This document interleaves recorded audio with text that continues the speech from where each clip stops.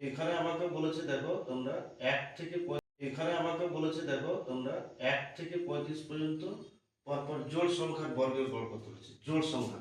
আর same question এখানে আবার বলছে কি বিজোড় সংখ্যার গড় কত। ঠিক আছে, তো আগে জোড় সংখ্যাটা বুঝে নি। 1 থেকে 35 পর্যন্ত, তাহলে জোড় সংখ্যা কোনগুলো? যেমন প্রথম হচ্ছে কি 2, তারপর হচ্ছে তোমার 4, 6, 8, 10, ডাইরেক্ট করতে করতে কত পর্যন্ত বলেছে? 35 পর্যন্ত। ঠিক আছে, 35 পর্যন্ত। 1 থেকে 35 পর্যন্ত পরপর জোড় সংখ্যাগুলির বর্গের গড় কত। এবার যে সংখ্যাগুলো তুমি লিখবে 1 থেকে 35, তাদের আবার বর্গের গড় চেয়েছে। তাহলে বর্গ করলে কত হবে? 2 এর স্কয়ার, 4 এর স্কয়ার, 6 এর স্কয়ার, তারপর স্কয়ারকে নিয়ে যোগ করে ভাগ করো, অনেকগুলো সমস্যা। ঠিক আছে, তো একটা যদি সূত্র মুখস্থ রাখতে পারো তাহলে তাড়াতাড়ি হয়ে যাবে। যেমন 1 থেকে 35 পর্যন্ত শেষ যে সংখ্যাটা, জোড় সংখ্যাটা, সেটা কত হচ্ছে? 34, তাই না? ঠিক আছে, 34। এবার এটা মনে রাখতে হবে তোমাকে যে সব থেকে শেষের যে জোড় সংখ্যাটা কত।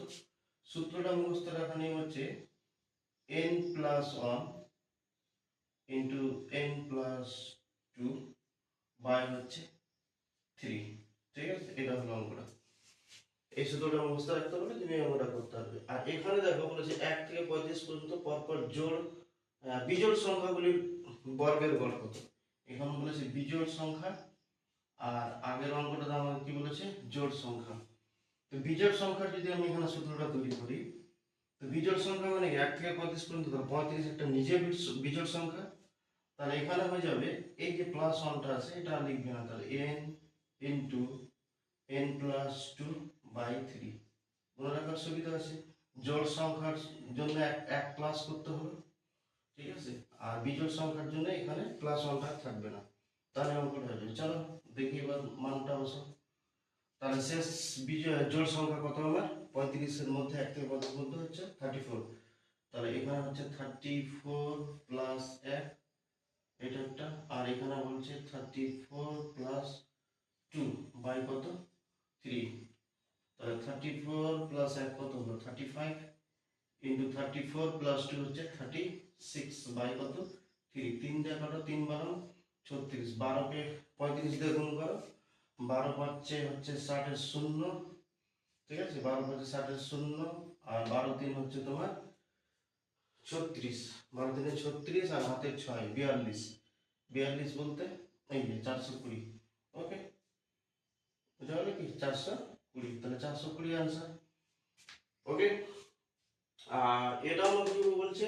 1 থেকে 35 পর্যন্ত পর পর বিজোড় সংখ্যাগুলি তোমাকে এই বলেছে গড় কত বলেছে, বর্গের গড় কত। তো আমি বিজোড় সংখ্যা যখন আমি বললাম এই প্লাস 1টা খালি এখানে দিতে হবে না, লিখতে হবে না, n ইনটু n+2 বাই 3। তো চলো এখানে 1 থেকে 35 পর্যন্ত বিজোড় সংখ্যা, তাহলে 35 একটা নিজেই হচ্ছে বিজোড় সংখ্যা। তাহলে হচ্ছে এখানে 35 লিখলাম। ঠিক আছে, তার মানে দেখো আগেরটার মতোই ম্যাচিং হচ্ছে প্রায়। এই অঙ্কটার ক্ষেত্রে অন্য একটু ডিজিট থাকলে আলাদা হবে। আর n+2 মানে 35 প্লাস 2, তাহলে কত হবে? 37 বাই কত? 3, তাই না? তো 1 থেকে 35 পর্যন্ত যদি বর্গ বিজোড় সংখ্যার বর্গ গড় করে, তাহলে জাস্ট এটাকে তুমি ভাগ করে যেটা হবে आंसर সেটাই। এখানে বলছে 1 থেকে 21 পর্যন্ত, 1 থেকে 21 পর্যন্ত পরপর বিজোড় সংখ্যাগুলির বর্গের গড় কত। তাহলে সেম বিজোড় সংখ্যা যেহেতু বলেছে, তাহলে বিজোড় 21 একটা নিজেই বিজোড় সংখ্যা। ঠিক আছে, তাহলে 21 লিখবো, প্লাস এখানে কত আছে? এটা 21, 21 প্লাস 2 মানে 23, ভাগ কত? 3, 3 দিয়ে ভাগ করো, 3 7 21, এটা কেটে যাচ্ছে, 7 3 21, 7 2 14, 19 16, 161। তাহলে 161 आंसर। ওকে, ঠিক আছে। আর এটার ক্ষেত্রে দেখো দশমিক आंसर আসছে, তাহলে মনে হয় आंसरটা কোথায় একটু গড়বড় আছে নাকি দেখতে হবে। ওকে, পরে বাকি এই দুটো করো, এটা আমি দেখতেছি ফেরাবো।